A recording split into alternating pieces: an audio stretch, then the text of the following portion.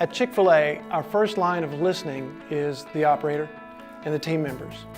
So it's important that we give that operator as many tools as possible to train their team members in a way that is sensitive to things that customers may be going through.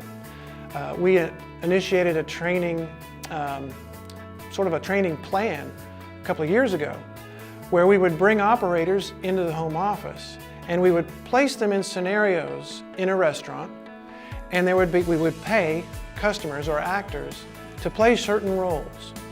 And each of them had a little subtle cue as to, do I want to be interrupted? Do I even want to talk to someone? If I do want to talk to someone, is it going to be short? Is it going to be more in depth? How do I want to engage? So there's subtle cues about interactivity that we've tried to teach the operators, and then in turn they've taught their team members. Say, watch for these signs. If they're reading the newspaper, don't keep asking them questions because they're there to read their newspaper. But if they're just sipping and looking out the window, then stop by and say, hey, how are you doing this morning? What are your plans today? What's going on? And engage them that way. And that's a tremendous a way to listen. The other thing is we have a pretty sophisticated customer feedback system where customers, it's funny, during the 80s and part of the 90s, we heard a lot about food.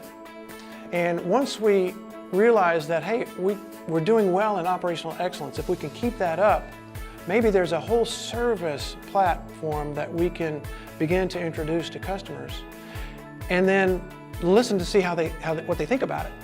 And so through that same customer service connection, we begin to actually get more comments than complaints, and even more comments about the service than the comments about the food. So we knew we were really onto something. And then with the onset of social media, we listened to Twitter feed, we listened to our Facebook properties. Not only does the brand have social properties, but the cows have social properties. And when our fans and society in general have pockets of conversations about Chick-fil-A, then they show up in our monitoring services there as well, and we can address that one-on-one or engage it if there's a good opportunity to do that too.